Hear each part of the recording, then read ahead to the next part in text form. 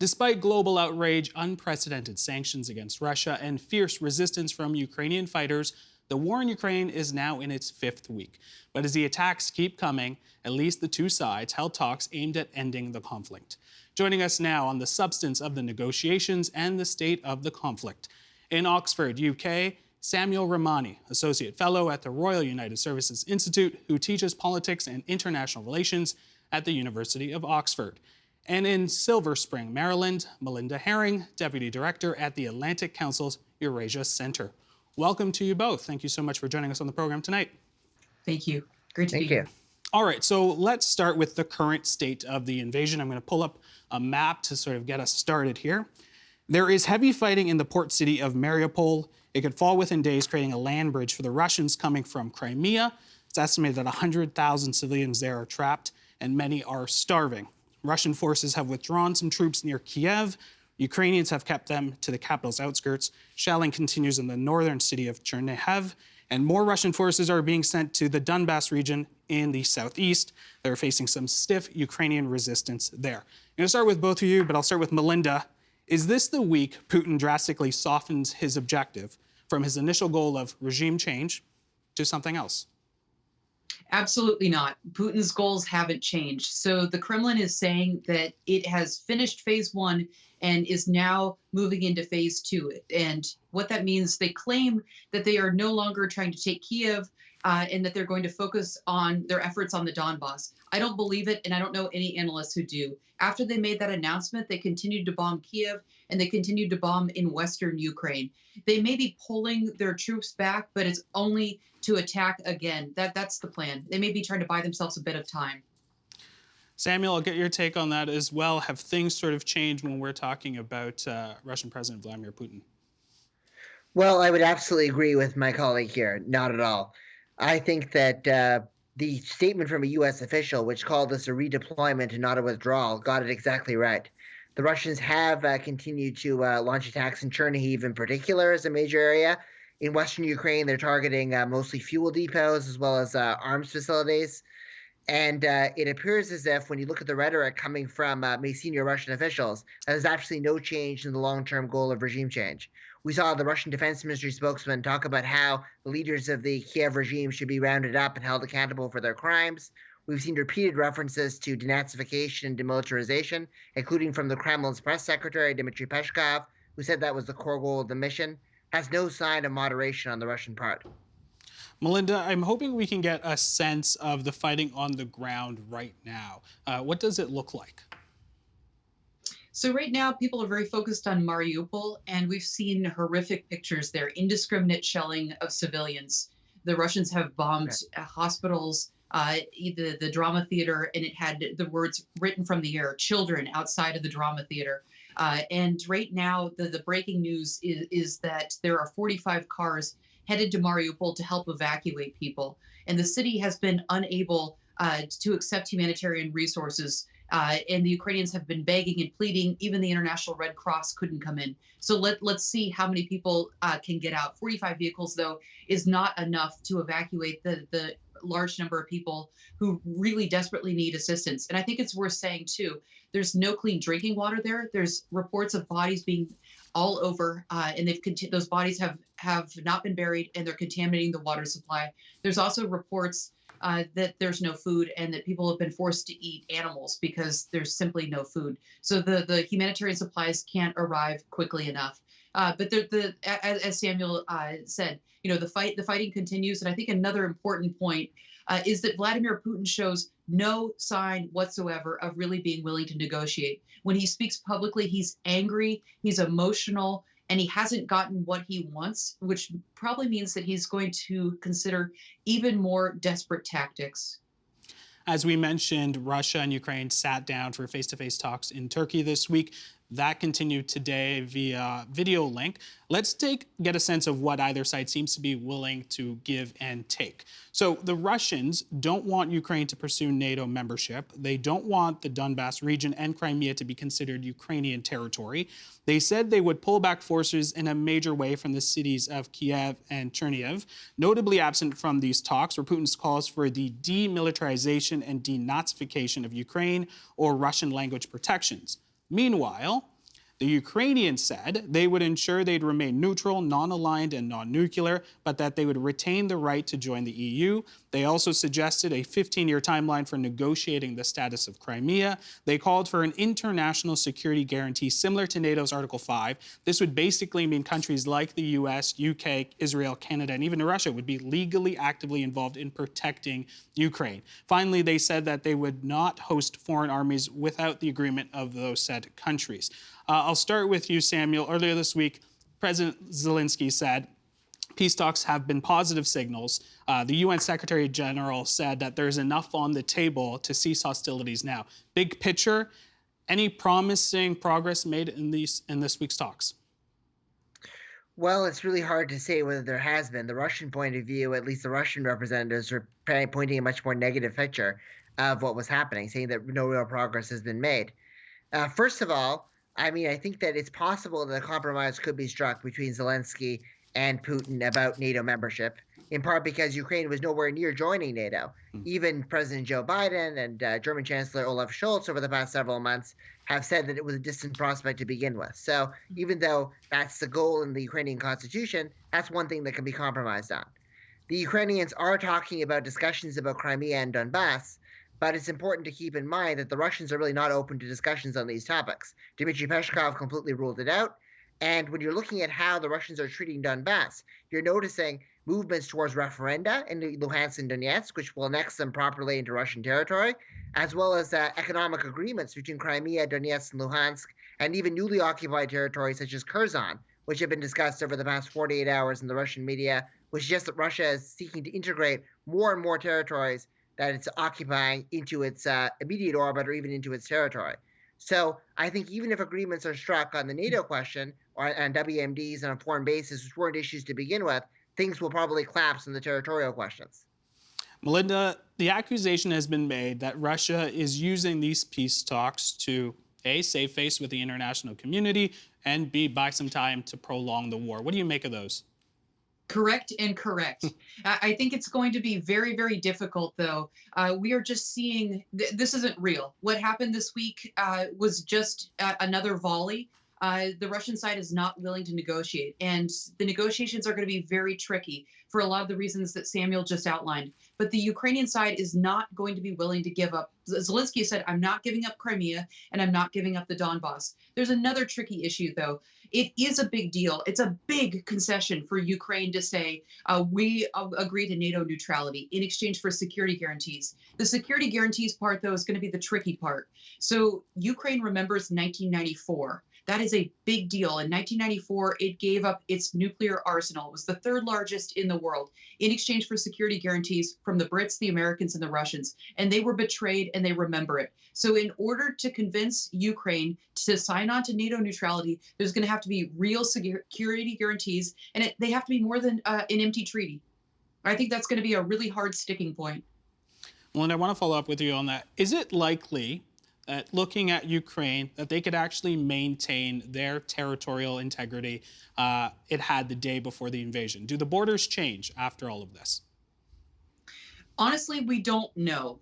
We have to see how things play out, and I'm not trying to evade your question. I think that this conflict is not a matter of days or weeks. It's likely to go on and drag on for a long time. I wish that weren't the case. But wars in this part of the world have a long history of dragging on. So the best judgment that I can give you is we have to wait and see. Samuel, this idea is brought up by Ukraine's defense intelligence chief, making some comparisons to the Korean War. Could you envision a Ukraine split into different nations similar to what happened after Korean War?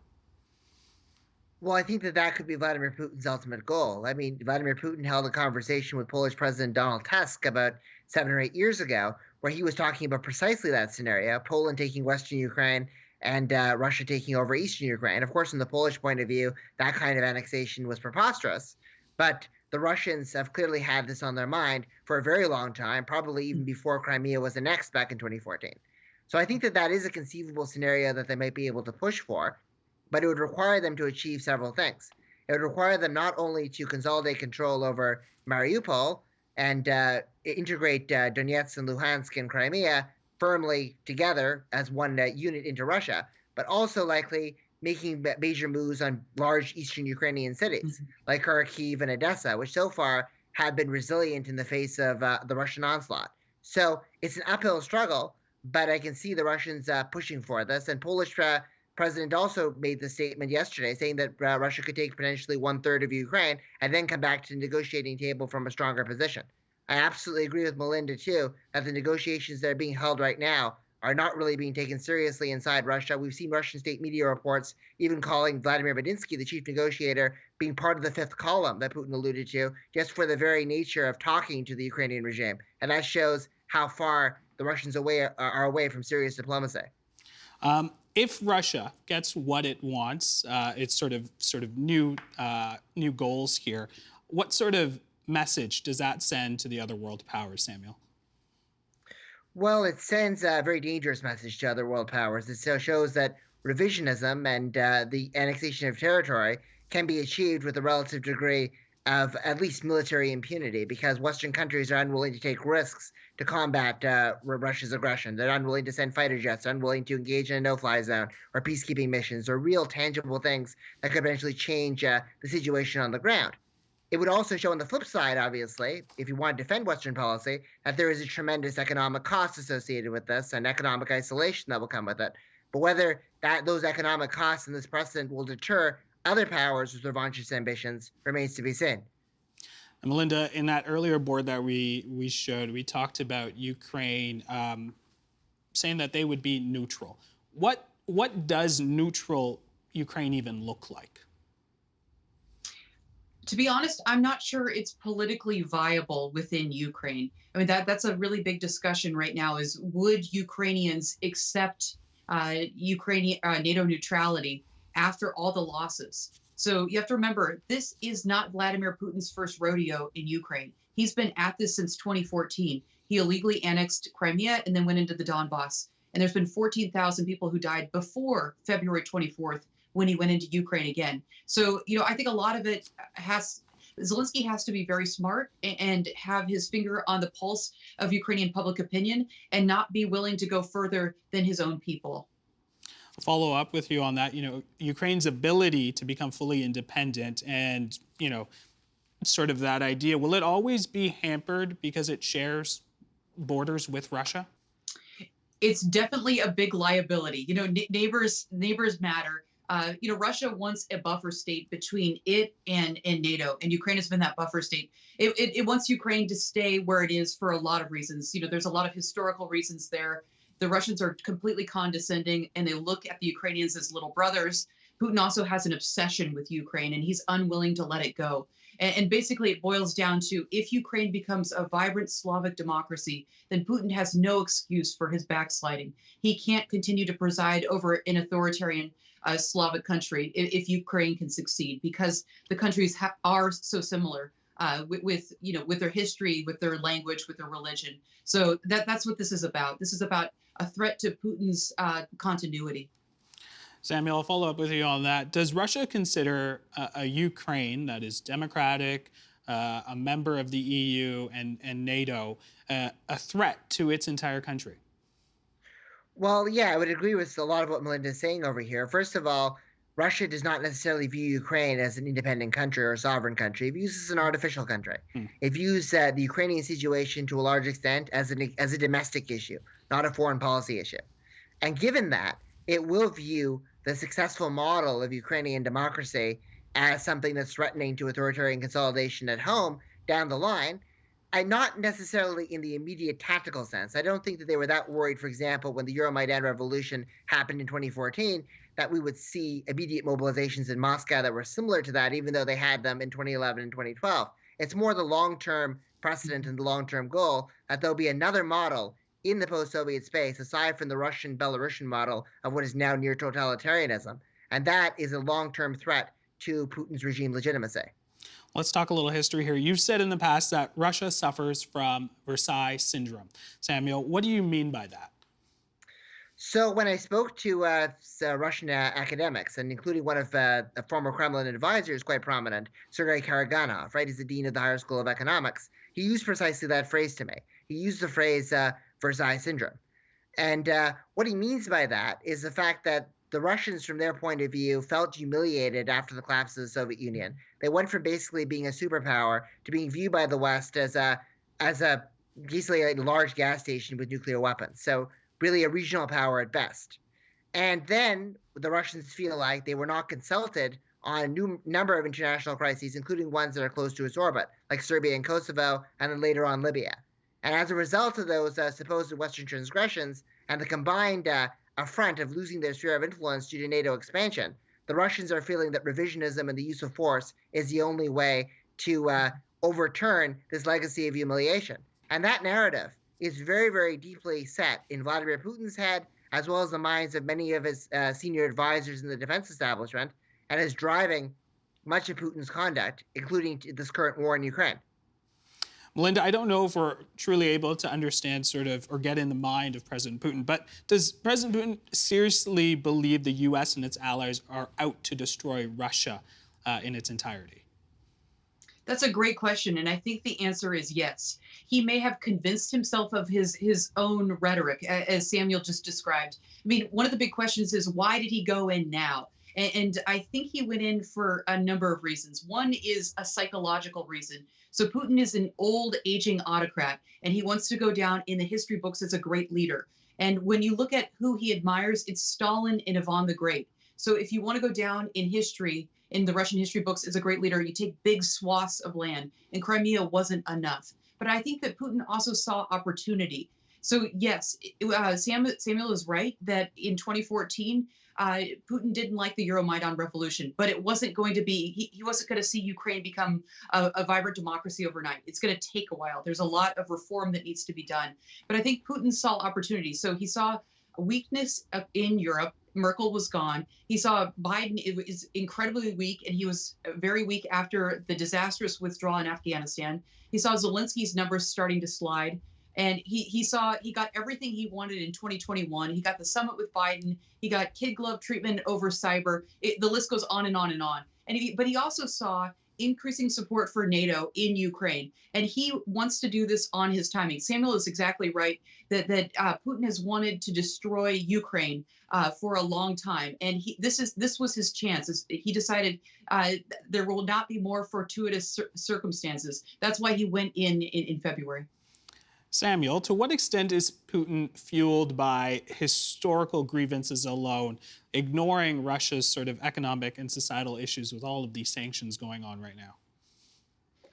Well, I think that Vladimir Putin has also changed the foundations of his popular support and his regime legitimacy, as the Russian economy has not performed very well. And the poor economic performance and economic decline that we've been seeing in Russia does not necessarily just date back to the imposition of Western sanctions in 2014. It actually really has been a steady erosion since the end of Putin's first two terms. In 2008, with the Georgian war and oil prices hitting $147 a barrel and then declining with the financial crisis, the Russian economy has never really recovered its competitive position after that. So increasingly, Putin has been shifting the foundation of his legitimacy towards foreign policy identity construction. And that means the pursuit of great power status for the sake of it, which means getting back a sphere of influence through expansionist conduct in the post-Soviet space, especially Ukraine, asserting itself in global theaters, like we started to see in Syria and throughout the Middle East and Africa and other areas, and also creating a siege mentality, fortressization inside Russia, creating a warning about an imminent threat from everything from Ukrainian Nazis to Western encirclement of Russia via NATO to even NATO aggression against Russia. And it's very telling that when Putin invaded Ukraine now, he framed this as well as being backed by his media outlets, as a response to an imminent NATO aggression against Russia. And that sums up the identity construction that he's been working on for the past 15 years. President Zelensky has said only a face-to-face with President Vladimir Putin could end this war. Melinda, do you think this war only ends at the negotiating table as opposed to the battlefield? I think the battlefield is key, and the Ukrainians have to continue to fight hard. They've fought very heroically. You know, looking back, we're 5 weeks into this. I think my community, the analytical community, made a big error. We overestimated the strength of the Russian military. We thought they were 10 feet tall. They're not 10 feet tall. You know, they're a disaster. They have food shortages. They have fuel shortages. They have people shortages. And the morale is very, very low. And the Ukrainian army has performed brilliantly. And, we should have seen that. They've been fighting for 8 years. It's on their territory. And they also have a command structure that's much different and much more flexible. So, looking back, I think we made some pretty major errors. But look, the deal is we don't know what the deal is going to be, but it all depends on the battlefield. If the Ukrainians can continue to hold the big cities and push the Russians back, the longer time is on the Ukrainian side, the longer this goes, and the more that the Ukrainians can hold, the better the deal that they'll get. So it's incumbent on the West to continue to send defensive material as much as possible. And the West needs to have a little chat with itself about what escalatory weapons are. We need to make the MiG deal happen and send the Polish fighter jets as soon as possible. We need to be sending BTRs. We need to be sending air defense systems as well so that Ukraine can defend itself. We need to stop being timid and weak and being afraid of Vladimir Putin. Samuel, I'll get your take on that as well. Does this war end at the negotiating table or on the battlefield? I think the war is going to end on the battlefield, first of all, because it much depends on the success of the Ukrainian counteroffensive that we've already started to see. The Ukrainians first taking over Irpin, and now allegedly even moving the counteroffensive into other areas further fledged into the country, like parts of Kharkiv district. And of course, much depends on Ukraine's ability to secure defensive weapons. And I think that there was an interesting statement from a Ukrainian MP recently, which says that the distinction between offensive and defensive weaponry, as being often done by NATO and the United States, is kind of an affront, because this is entirely a war of self-defense on the Ukrainian side. They're fighting against Russian aggression on their sovereign territory. And if the Ukrainians can convince the West not just to give them defensive weapons, but also to give them weapons that would help their counteroffensive, so more offensively minded weapons, then that could help turn the tide as well and ensure that Russia, if it does come to the negotiating table, is not coming from a position of unparalleled strength. So that's why I think the battlefield is important, and Western arms provisions are very important at this time. To have a follow-up on that, has the West's response emboldened Putin's response to this as well? Well, it possibly could, and given the rhetoric that we're seeing coming out of Russia, and nothing can really be ruled out at this moment in time. I mean, we've already seen Russia experiment with a variety of military technologies, like cluster munitions. We're seeing them basically engage in banned anti-personnel landmines. We're seeing them allegedly use thermobaric bombs. And there's always the fear that they might escalate in the WMD sphere, particularly with the use of chemical weapons, which can be deniably done by striking a Ukrainian petrochemical facility. We already saw a leak from a chemical facility in Sumy. Or biological weapons, because they keep talking about all these bioweapons labs that are existing inside Ukraine, or even the dreaded one, the potential use of a tactical nuclear weapon, which has been hinted at by the repeated mentions of the nuclear button by Russian officials. So hopefully we don't go that far. But I think that Russia could escalate in unpredictable ways. I want to talk a little bit more of the negotiations. An interesting story that came out of this week is that we learned that Russian billionaire Roman Abramovich, who's been acting as an informal mediator for Russia, along with two other Ukrainian peace negotiators, may have been poisoned. Melinda, do we have any idea who did this? I think we probably know, if the story is indeed true, who's behind it. There's a long history of the Russians using poison against people that they don't like. The story is still a bit murky. One of the other people who was part of the delegation said it was environmental factors. So it's a weird story. It's definitely something to watch. And if I were a member of the Ukrainian negotiating team, I would bring my own food and I would not touch the water or chocolates on the negotiating table. Now, I want to come to you, Samuel. Does anything about what we're seeing play out in Ukraine this week give you optimism? Well, the only thing that's kind of somewhat optimistic is that the two sides are talking to each other. But that really doesn't mean very much. There's too much countervailing pressure, even amongst Putin's core support base, not to take these negotiations seriously if they have not achieved a decisive victory at the battlefield. One thing that I'm noticing in Russian state media is a parallel with Kabasyurt. And Kabasyurt was the treaty that ended the First Chechen War. And the parallel is that we basically had a long war of attrition in Chechnya. We didn't achieve our desired goals, so we decided to compromise at the battling table. And then 3 years later, we faced the threats of Chechen separatism, Islamic extremism, and terrorism, and we had to launch a much bigger war to finish what we should have finished a few years before. So given that kind of mindset, the Russians are not going into these talks with the intentions of actually striking a deal. and they're actually going in here just to buy time and resupply. Other signals, like the movement of Russian forces, including from Kiev and from Chernobyl into Belarus to resupply, are bad signs. The continued strikes on Kyiv and Chernihiv are bad signs. So I am looking at these talks with a great deal of skepticism, and I don't really see very much to be happy about or optimistic about at this time. Melinda, in our last minute, I give you the last word. Do you see any optimism in this week's talks and moving forward? I see optimism in Mariupol.